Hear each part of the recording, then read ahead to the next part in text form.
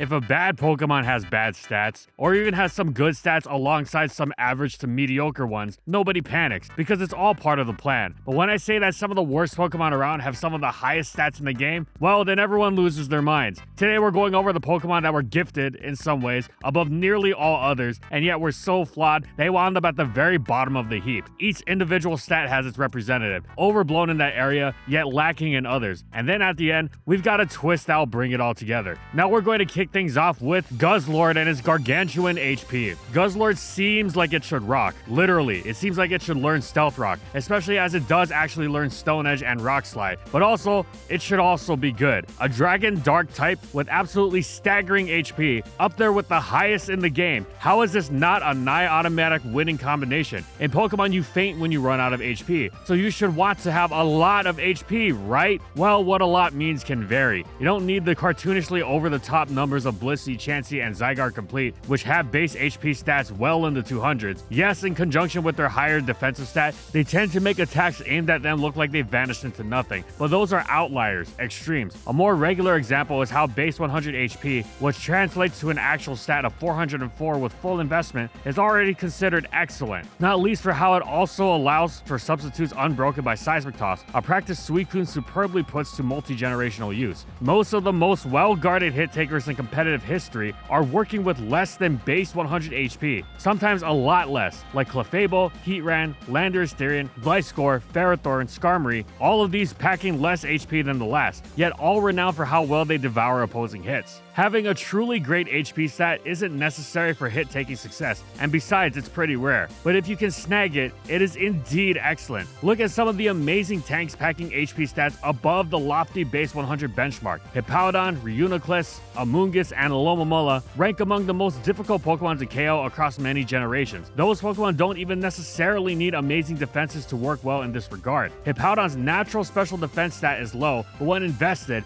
its specially defensive set becomes nigh unbreakable for many powerful popular special attackers. The same principle, taken to the extreme, applies to Blissey, regularly causing trouble for physical attackers despite having the second lowest defense stat in the game. It's not just defensive Pokemon either, as offensive threats with excessively high HP benefit from being much more difficult to KO. This applies to most of the legendary Ubers like Mewtwo. So why is it that Guzzlord, which has the highest non-Blissey and Chansey HP stat in the game, is so utterly terrible? It's an extension of a problem suffered by other high HP Pokemon like Hariyama, where their high HP isn't just undercut by one bad defensive stat, and I mean bad, not just below average, but both of them. Still, this isn't necessarily a death knell in and of itself, even alongside the low speed that is characteristic of many high HP Pokemon. That would be the complete and utter lack of recovery. You can actually wrest some pretty good hit taking from Guzzlord by pumping up its special defense and giving it an Assault Vest, especially because its Dragon Dark typing gives it a nice palette of resist, but withstanding special attacks doesn't mean much if you're going to get worn down in a hurry. Even Blissey wouldn't be worth much without Soft Boiled or Wish. Plus, it's still only pretty good at taking those special hits. Not anything of note until you get down to the lowest of the lower tiers. Compounding this further is that Guzzlord struggles to actually do anything of note back to the opponent because its offenses are decidedly tame. A shame because its typing offers a superb potential stab combination as vividly embodied by Hydreigon. If Guzzlord at least hit hard, it'd have something going for it worth the effort to work around its flaws, but it doesn't. No boosting, no utility, nothing, as opposed to Hydreigon, which eventually picked up Nasty Plot and Stealth Rock. Befitting its design, Guzzlord's gratuitous gargantuan HP stat leaves a thoroughly empty result, but it doesn't quite swing and miss as hard as the ludicrous attack of the next Pokemon, Mega Bandit. But before we go to the next mon, increase your stats and coding thanks to this video sponsor, Boot.dev. Boot.dev is the smartest way to learn how to code Python and Go because it makes sure you're never bored while learning it. Look, coding is very useful to learn. In fact, programmers have amazing earning potential. According to Stack Overflow, the median salary for backend developers in the US in 2014 was over $100,000. But learning the program is super challenging and boring. There's a bunch of YouTube tutorials online if you want to pick it up, but you might end up in tutorial hell, where you watch a bunch of tutorials that just tell you about the programming language but aren't hands-on on at all, so you end up not being able to make your first project anyway. Luckily for you, Boot.dev has online courses that are self-paced and feel like a captivating RPG game instead of just a lecture. The platform is designed to get you to write a ton of code, because that is the best way to learn, getting your hands on the keyboard and making your own projects. I've been trying to learn Python myself, and I have never felt more motivated than when I take a Boot.dev course. Boot.dev even has training grounds where you can take on the same exercise over and over until it's perfect for you perfectionists out there. They are by far the most intuitive and addicting courses out there. So what are you waiting for? Click the link in the description box or use my code FSG to get 25% off your first payment. And thank you so much to Boot.dev for sponsoring this video. You expected Slacking and Regigigas, huh? Well, that's too obvious. And besides, they were held back by their ability. Plus, at base 160, they weren't even as strong as Rampardos and its towering base 165. So Rampardos then? Nah, it's not a pseudo-legendary or anything. So its lopsided attack is necessarily balanced out by a complete dearth of stats elsewhere. So of course it's bad. Mega ban it though? Now we're talking. In addition to the excellence of Ghost Stab, even by Mega standards, it's packing a tremendously high attack stat, meaning it has one of the highest attack stats ever, only eclipsed by a rare few, and since it's a Mega, it's not going to be afflicted by a cartoonishly disproportionate stat spread just like Rampardos. It has to have other good stats. So besides attack, surely Mega Bandit has something, and never mind.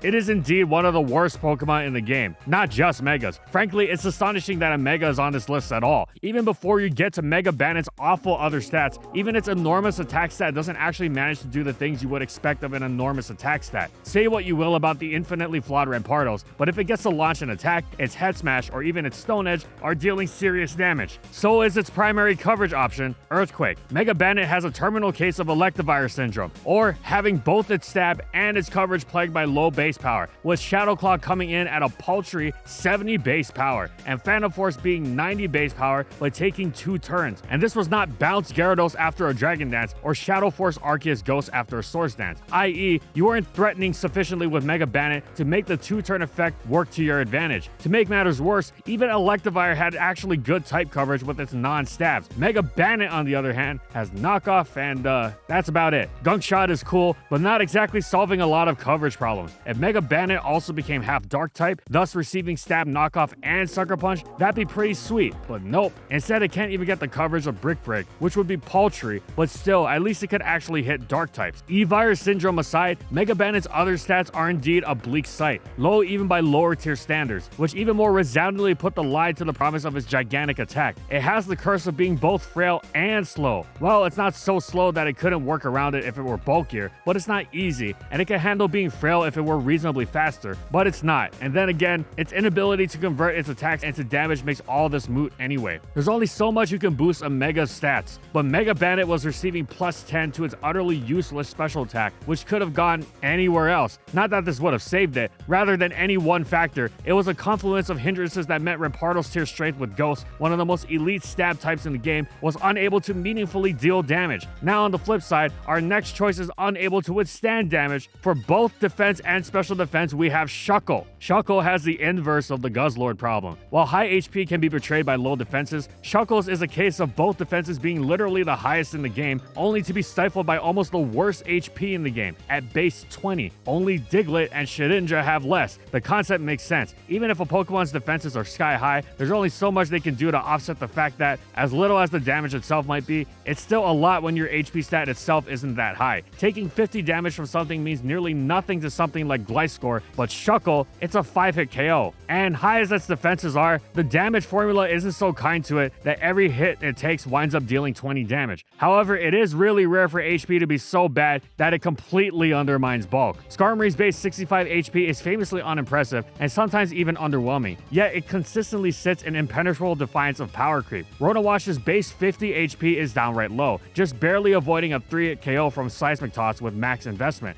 and it doesn't even have instant reliable recovery, yet it consistently manages to shrug off its hits nicely. And Pain Split weaponizing lower HP is only part of it. Even if you gave Shuckle and its peerless low HP Pain Split, it would still be junk. This pitiful HP leaves Shuckle comfortably 3-hit KO by Seismic Toss. In fact, with a maximum HP stat of 244, it's closer to being 2-hit KO'd than it is 3-hit KO'd. And even this is just the start of these troubles. Further holding it back is the complete lack of reliable recovery. But even if it did have recover, it would also be rendered a passive blob of uselessness by its similarly worse than show base 10 offenses. Only Happiny and Chansey have lower attack, and Shuckle is tied with Feebas, Alolan Sandshrew, and Bonsly for worst special attack in the game. At least it's got some utility, like Stealth Rock, Knockoff, and other moves that other better Pokemon have. Okay, Sticky Web is actually a big deal, but Shuckle doesn't use its hefty bulk to set it. No, it leads off at the beginning of a match using its sturdy ability as its built-in Focus Sash and sets it up before fainting. Ideally, it sets up both attacks and webs, but even with its titanic bulk, it struggles to do so. Plus, though this is a legitimate niche, even in Ubers, Shuckle is a one-trick ponyta and is so limited in its role, which again is Click Sticky Web, that it is relegated to hyper-specific teams, and it competes for this role with Smeargle to boot. Further impeding Shuckle's whole hit-taker thing is the fact that Bug Rock is not good defensive typing. The two types almost perfectly designed to resist nearly nothing, thus really ensuring hits aimed at it are quickly going to slip through its full bulky hide. While of course it's also packing a nice Stealth Rock weakness for its trouble. As fun as it is to imagine the gimmicky power trick Shuckle wreaking havoc on everything, it's not doing much of anything against anything. Now, its worse than game special attack leads us to examine the opposite conundrum in the strange case of Cursola. Maybe not exactly the literal equivalent of a special attack Rampardos, but Cursola feels close in effect, especially since it has so much more than a bombastic special attack stat going for it. The long neglected Corsola was a would-be wall whose hit-taking ambitions were ruined by flaws of its typing, stats, passivity, and pretty much everything. Even having the dual heal of both Recover in its moveset and Regenerator as its ability wasn't enough to overcome them. Then in Gen 8, it got a Ghost-type Galarian form, which, in spite of the extra bulk it gained through Eevee,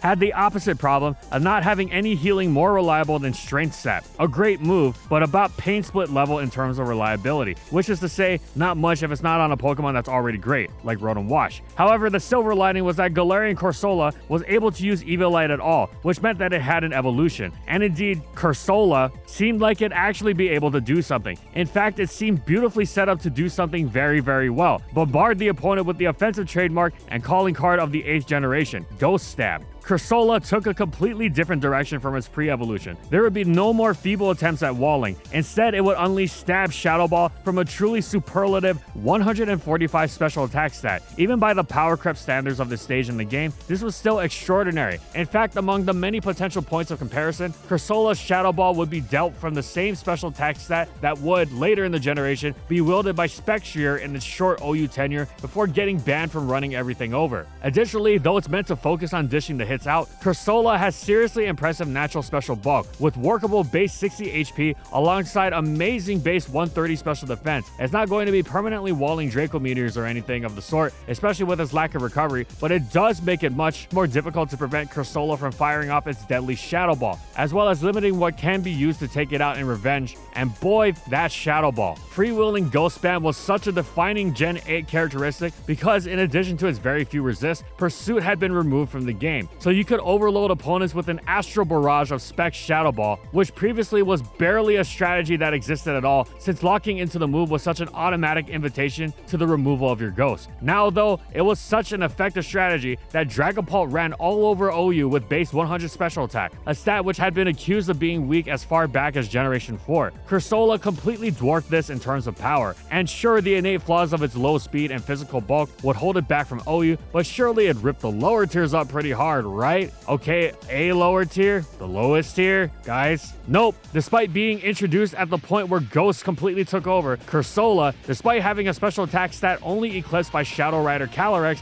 and the no longer existent Mega Gengar as far as ghosts were concerned, was so bad it dropped to untiered, unable to muster a niche in PU. It wasn't just slow, it was Snorlax level slow. And when everything can effortlessly outspeed you, even the walls you're ostensibly supposed to specialize in dominating, playing around you is a cinch, especially when you're so ridiculously vulnerable on the physical side. In fact, Cursola has its physical bulk halved upon evolving, going to base 50 defense from base 100 defense, with the HP stat remaining unchanged. Maybe if it were half water, it'd be better off. It does still have Scald, Surf, and Hydro Pump in its moveset, and in addition to the greater switching opportunity afforded by the greater number of valuable resists, it'd also be launching more power at its opponents. Still, Cressola would ultimately be a case of superb special attack combined with game best stab gone terribly to waste, as well as another example of how speed, or lack thereof, can prove to be the most important stat in the game. And speaking of which, for the speed stat we have Electrode. Mono Electrics have had a rough go of things for a while, with their many upsides offset by a strange blandness when not balanced out by some sort of extraneous factor giving their game more depth.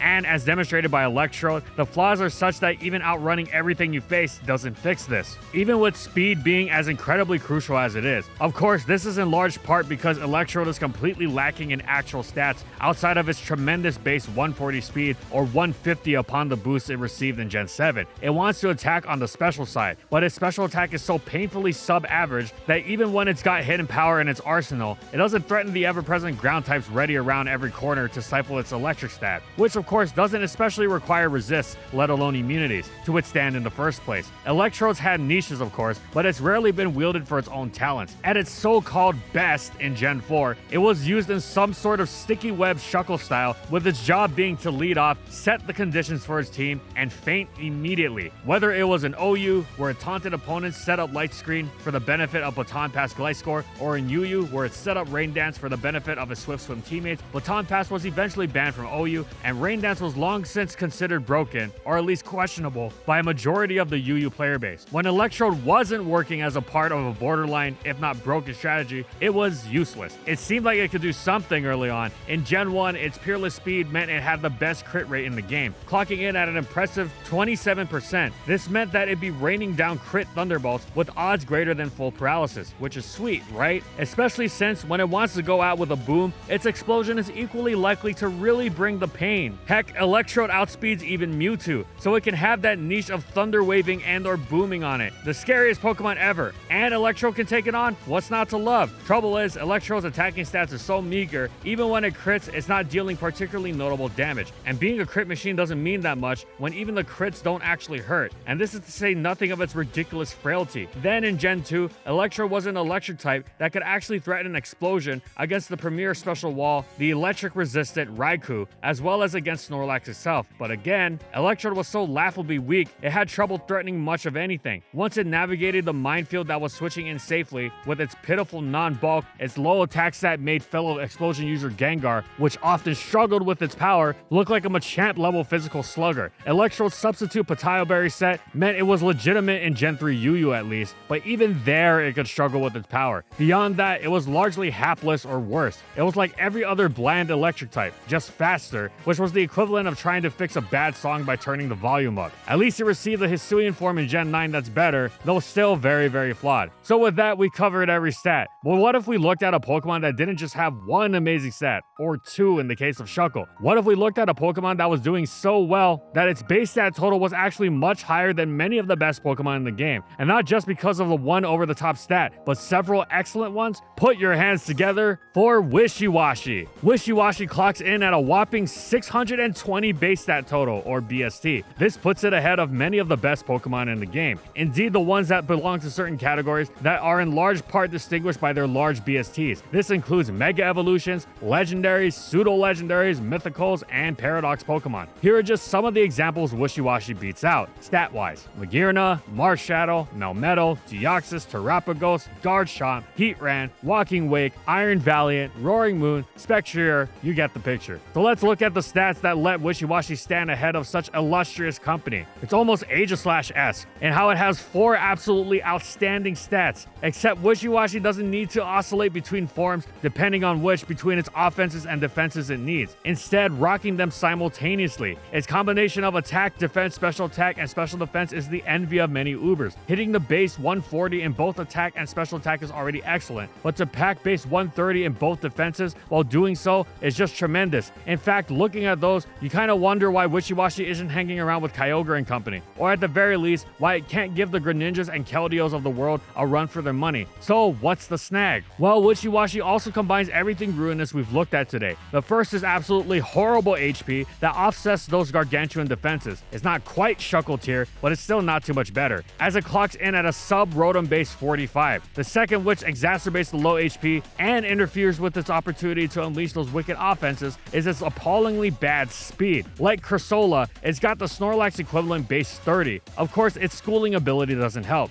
as if Wishy-Washy reaches 25% of its health or less, it changes into its solo form, which is indeed the realm of Shuckle's non-defensive stats. Solo Wishy-Washy actually has the lowest BST in the game at 175, which is less than Sunkern. Funnily enough, it is actually slightly faster than School Wishy-Washy, coming in at base 40. However, even without this drawback, School Wishy-Washy would be ridiculously flawed on account of such brutally low HP and speed, basically yelling psych at anything it's trying to do. If it gets to 25% HP, it's practically dead anyway. Schooling or no schooling. Forget the one or two outlandish stats, Wishy-Washy is rocking 4 stats that aren't just good, but outstanding, and yet the other 2 crucially bring it down. Perhaps this is Game Freak teaching us a lesson on the importance of staying in school and sticking together, which is indeed valuable. And when you can make such a high BST Pokemon one of the worst in the game, the point really resonates.